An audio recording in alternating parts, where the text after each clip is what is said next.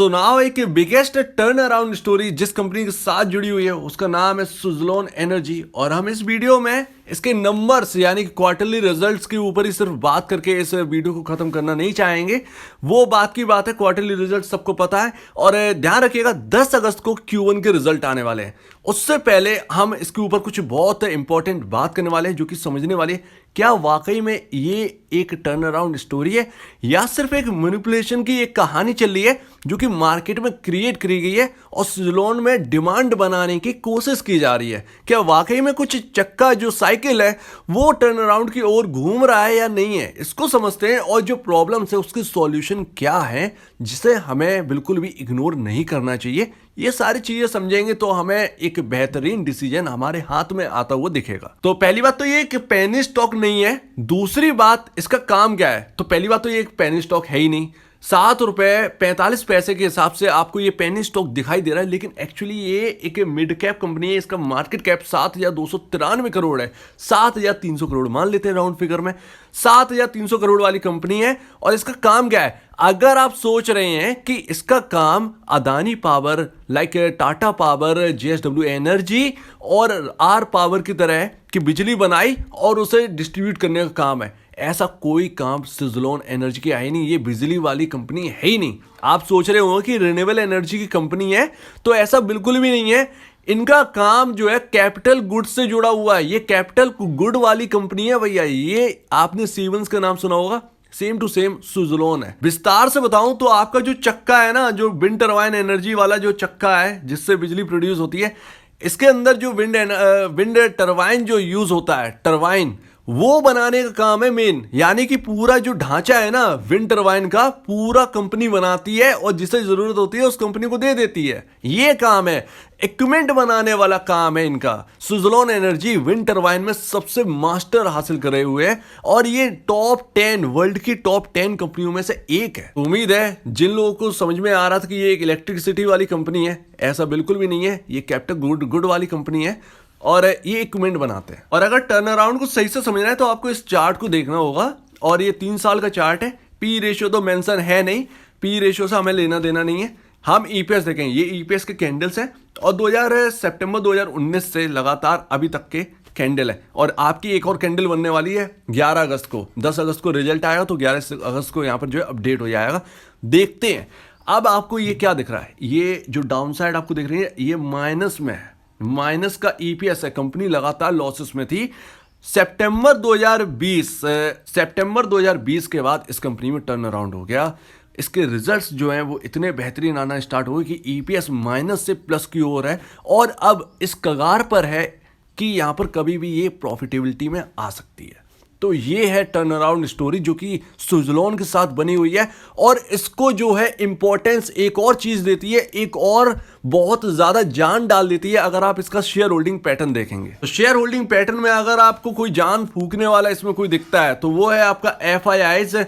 ₹7 वाली कंपनी में FIIs की जरा पोजीशन देखिए, कभी बहुत कम थी। इन्होंने 2020 सितंबर तक इन्होंने हिस्सेदारी एकदम घटा दी थी, लेकिन 2020 सितंबर के बाद लगातार इस कंपनी में हिस्सेदारी बढ़ाई है। और इस वक्त जून 2022 का पैटर्न अगर आप देखेंगे तो आपको दिखेगा कि 5.52% से बढ़कर 6.29% FIIs की स्टेक पहुंच गई और ये सितंबर 2019 को भी क्रॉस कर दिया है FIIs की स्टेक ने। तो ये चल रहा है और इसे हम कह रहे हैं टर्न अराउंड की साइकिल जो कि सुज़लोन में चल रही है। अब अगर आप सुज़लोन के कैपिटल गुड इलेक्ट्रिक इक्विपमेंट वाली कंपनीज को अगर आप देखेंगे तो मैं इसको सीधे कंपेयर करूंगा सुज़लोन को सीमेंस से। सीमेंस आप जानते हैं वर्ल्ड की टॉप क्लास कंपनियों में से एक है और कैपिटल गुड मार्केट से मतलब एक इंजीनियरिंग कंपनी से लेना देना है। सुज़लोन आपकी इंजीनियरिंग कंपनी है और ज़रा आप ये देखिए कि आपका जो सीमेंस का जो आपकी नेट सेल है मार्च 2022 की, वो अगर आप देखोगे, क्योंकि जून का आ चुका है, सीमेंस का अपडेट हो गया, लेकिन हम वो चलिए ठीक है जून को और हम मार्च के जो रिजल्ट है सुज़लोन की उसको कंपेयर कर देते हैं इस क्वार्टर के। तो अगर आप देखेंगे सबसे हाईएस्ट नेट सेल करके दिखाई है सुज़लोन एनर्जी ने। लगातार मैं आपको दिखाऊंगा अभी 2474 करोड़ की नेट सेल है सुज़लोन की और वहीं पर इसी क्वार्टर की नेट सेल है सीमेंस की 4,258.30 करोड़ रुपए।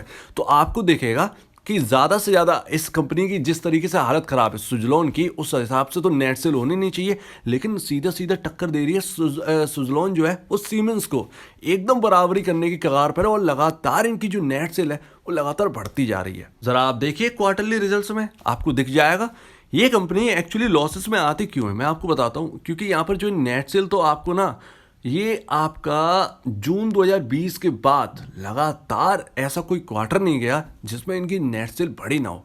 523 करोड़ से आपकी नेट सेल बढ़कर 2474 करोड़ हो गई है, जबकि ऐसे रिजल्ट तो मार्च 2019 में भी नहीं थे, जो कि मार्च 2022 में निकल के है। मार्च 2019 में आपको 1445 करोड़ की नेट सेल है, जो कि मार्च 2022 में 2474 करोड़ की नेट सेल। और आपको पता है 2019 के बाद तो लगातार कंपनी की हालत खराब थी, लगातार नेट सेल में गिरावट थी, लेकिन जून 2022 के बाद इसमें एक अंडर परफॉर्मेंस जो है वो खत्म होते हुए नजर आया। जिस तरीके से मैंने आपको ईपीएस का चार्ट दिखाया ना, सेम टू सेम आपको यही समझ जाना है, उस चार्ट में बहुत सारी चीजें छुपी हुई थी। अब ये लॉस मेकिंग क्यों बनते हैं, तो देखिए इनका खर्चा जो है ना वो इनका साथ नहीं छोड़ा।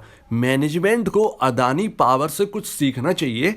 अदानी पावर ने अपना खर्चा इतना कम कर दिया कि उनकी प्रॉफिटेबिलिटी ना पता नहीं कितने 1000 टाइम्स बढ़ गई पिछले बार। मतलब मार्च 2022 से ऐसी कंपनी अदानी पावर ने बनकर दिखाई है कि खुद टाटा पावर भी नहीं बन पाई, और टाटा पावर को पीछे करके अदानी पावर देश की नंबर 1 कंपनी बन गई है, प्रॉफिट के मामले में भी, मार्केट कैप के मामले में भी, हर चीज़ के मामले में। तो यहाँ पे ना इनके खर्चे बढ़े जाते हैं और खर्चे कम नहीं है, तो उसमें जो है आपका सेल्स तो लगातार ग्रोथ करेगी, लेकिन खर्चे भी उस हिसाब से हैं। खर्चे अगर ये कम करेंगे ना तो फिर इनका काम बनेगा। तो खर्चों की वजह से यहाँ पर बचा कुचा 217 करोड़ का ऑपरेटिंग प्रॉफिट है, जो कि टैक्स काटा नहीं गया, ना ही कर्ज काटा गया। तो कर्ज और टैक्स काट कर ये लॉस में आ जाते हैं, 204 करोड़ का घाटा हो जाता है। ये है प्रॉब्लम सुजलॉन के साथ। अगर ये अपना खर्चा कम कर देंगे तो इनका यहाँ पर जो है काम बन जाएगा। इवन अगर आप बात करें मार्जिन की, तो मार्जिन भी बहुत सही आ रहे हैं, 18% पे थे दिसंबर 2021 में, लेकिन मार्च 2022 का क्वार्टरली रिजल्ट कुछ खास नहीं आया, लॉस में थी ये कंपनी, तो मार्जिन गिर गए, 9% रह गया। यही एक प्रॉब्लम है, बस थोड़ा सा खर्चा मेंटेन करना है। और ये रहा लॉन्ग टर्म का चार्ट, 2006 जनवरी जब से इस मार्केट में कदम रखा है तब से लेकर अब तक का चार्ट है। ये आपके सामने 400 रुपए से 450 रुपए से गिरती हुई कंपनी नजर आई है, सुजलॉन एनर्जी।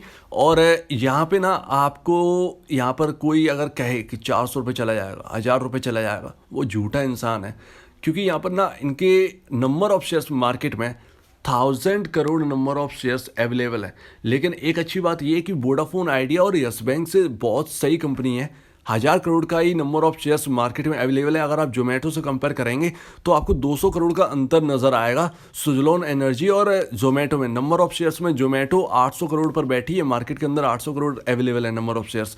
तो इतने ज़्यादा सुजलॉन एनर्जी के नंबर ऑफ शेयर्स अवेलेबल नहीं है कि इसे चलने में ना, इसके शेयर प्राइस को चलने में प्रॉब्लम हो, तो इतना नहीं है। ये एक अच्छी बात है, ये पॉजिटिव है। लेकिन जहाँ बात रही 400 रुपये की, तो यहाँ पर ना 400 रुपये अगर ये जाएगी तो 4 लाख करोड़ का मार्केट कैप बन जाएगा। और ये पता नहीं, ये अचीव करना एक सपने जैसा है। हो भी सकता है कि अचीव हो जाए अगर ये स्टोरी बहुत ज़्यादा टर्न अराउंड हो गई, तो इसमें एक बेहतरीन डिमांड हमको देखने को मिलेगी इसके शेयर प्राइस में। तो हो सकता है कि ये 400 रुपये जा भी सकता है, इसमें कोई बड़ी बात नहीं है। लेकिन हाँ, अगर कंपनी टर्न अराउंड हो रही है तो उसके साथ शेयर में भी बदलाव करे जाएंगे। हो सकता है कि यहाँ पर जो है नंबर ऑफ शेयर्स घटाने का यहाँ पर प्रपोजल है, इसमें आपका कोई घाटा नहीं होगा, इवन यहाँ पर फ़ायदा ही फ़ायदा होगा। शेयर प्राइस ना 4000 भी जा सकता है उसके बाद, अगर नंबर ऑफ शेयर्स इनके कम कर दिए जाएंगे। जैसे कि प्रपोजल आता है 100 शेयर का यहाँ पर 10 शेयर में कन्वर्ट कर देंगे और प्राइस को 10 टाइम बढ़ा देंगे, तो आपकी वैल्यू जो है वो उतनी रहेगी, लेकिन नंबर ऑफ शेयर्स मार्केट में कम अवेलेबल हो जाएंगे। तो इससे जो है बहुत आसानी रहेगी शेयर को चलने में। तो एक नई कंपनी के तौर पर सुजलॉन एनर्जी की एंट्री हो जाएगी मार्केट के अंदर। और ये रहा आपके सामने प्राइस, और ये 1 साल का चार्ट है। और आपका ना शेयर यहाँ पर 50 डेमा और 200 डेमा के नीचे है, यानी कि जिस प्राइस पर ये काम कर रहा है 7.45 रुपये। अभी मार्केट ओपन नहीं हुआ है, मार्केट से पहले बना रहा हूँ। तो यहाँ पर आपको ना ये आपका जो प्राइस है 8.15 रुपये जब तक इस शेयर में नहीं निकलता है। इवन यहाँ पर 10 अगस्त को यहाँ पर ये शेयर प्राइस क्रॉस भी कर सकता है अगर Q1 के रिजल्ट बहुत अच्छे आए और यहाँ पर कंपनी के टर्न अराउंड की स्टोरी ना और आगे बढ़ती हुई नजर आई। तो ये 8.15 रुपये कुछ पता नहीं चलेगा। ऑलरेडी शेयर ने 12 रुपये का हाई लगा दिया था, लेकिन उसके बाद मार्केट गिर गया तो ये भी भाई डाउन आ गए, तो ये एक प्रॉब्लम है। तो यहाँ पर एक बार 8 रुपये 15 पैसे के ऊपर ये कंपनी इसका स्टॉक आया, कंपनी का स्टॉक। उसके बाद यहाँ पर जो है मूविंग एवरेज के ऊपर निकल जाएगा, उसके बाद तेजी हमको देखने को मिल सकती है। तो अभी क्या यहाँ पर प्रॉब्लम है जिसका सॉल्यूशन हमें देखना है। एक्चुअली हम तो कुछ नहीं कर सकते, हम तो शेयर खरीद के सिर्फ बैठ सकते हैं। यहाँ पर कंपनी को क्या देखना है, देखिए अगर ये अपने जो नेट सेल्स है वो बहुत धमाकेदार ग्रोथ कर रही है, लेकिन उसके साथ यहाँ पर एक चीज़ और है जो कि इनके एक्सपेंसेस है, खर्चे जो हैं, अगर ये खर्चों को कम कर देंगी तो यहाँ पर जो नेट सेल में जो प्रॉफिटेबिलिटी हमें कम दिखाई दे रही है, एक्सपेंसेस को काट कर लेस यहाँ पर दिखाई दे रहा है, वो फिर यहाँ पर ज़्यादा बचने लगेगा। और ज़्यादा बचेगा अगर खर्चे कम होंगे और नेट सेल बढ़ रही है जिस हिसाब से, तो यहाँ पर खर्चे कम होंगे तो आपको यहाँ पर प्रॉफिट ज़्यादा मिलता हुआ नज़र आएगा। ठीक है ना। तो प्रॉफिट अगर ज़्यादा मिलता हुआ नज़र आएगा तो उसमें से अगर कर्ज और टैक्स को घटा भी देंगे तब भी आप एक प्रॉफिटेबल कंपनी में तब्दील हो सकते हैं, बदल सकते हैं, आप चेंज हो सकते हैं, प्रॉफिटेबिलिटी में आ सकते हैं। तो ये अगर ये कंपनी कर लेती है ना, यहाँ पर वंडरफुल एक बहुत बढ़िया माहौल क्रिएट होगा और यहाँ पर इन्वेस्टर्स के अंदर कॉन्फिडेंस भी बढ़ेगा। तो लेट्स सी Q1 रिजल्ट जो है वो कैसे हैं, क्योंकि हर इन्वेस्टर्स को अगर कोई लॉन्ग टर्म वाला इसमें निवेशित है तो यहाँ पर उसे एक सीधे सीधे यहाँ पर क्वार्टरली रिजल्ट से ही मतलब है, क्योंकि शेयर प्राइस ऑलरेडी यहाँ पर इतना नीचे है, इस शेयर प्राइस में कुछ देखना ही नहीं है। हमें देखना है क्वार्टरली रिजल्ट्स कैसे आ रहे हैं, कैसी कंपनी कर रही है और कर्ज की स्थिति क्या है। कर्ज अगर ये ज़्यादा प्रॉफिटेबल होंगे तो कर्ज चुकाने में आसानी आएगी और कहीं ना कहीं ये कंपनी इस ओर बढ़ भी रही है। तो हमें बस यही देखना है, थोड़ा सा टाइम लेगी ये कंपनी, लेकिन आपको क्वार्टरली रिजल्ट पर नजर रखनी है। अब Q1 बहुत इंपॉर्टेंट है, Q1 पर फोकस करिएगा। 10 अगस्त को इसका रिजल्ट है। तो उम्मीद है आपको मेरी बात समझ में आ गई होगी किस तरीके से टर्न अराउंड स्टोरी हो रही है।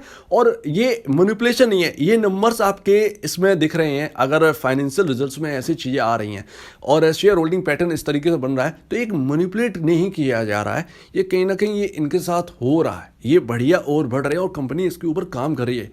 इवन यहाँ पर जो है टॉप 10 कंपनियों में से एक है, तो इसका मैनेजमेंट जो है वो पहले भी स्ट्रांग था, अभी भी स्ट्रांग है। बस कंपनी की थोड़ी सी हालत खराब हो जाए तो एकदम सुधारा नहीं जा सकता, धीरे धीरे उसे पायदान पर लाया जाता है। उम्मीद है आपको मेरी बात अच्छी लगी होगी। अगर आपको इस वीडियो में कोई प्रॉब्लम, कुछ पूछना है, कुछ बताना है, कुछ कहना है तो प्लीज कमेंट सेक्शन में कहिएगा। और आप दीजिए मुझे इजाजत। वीडियो देखने के लिए बहुत बहुत धन्यवाद दोस्तों।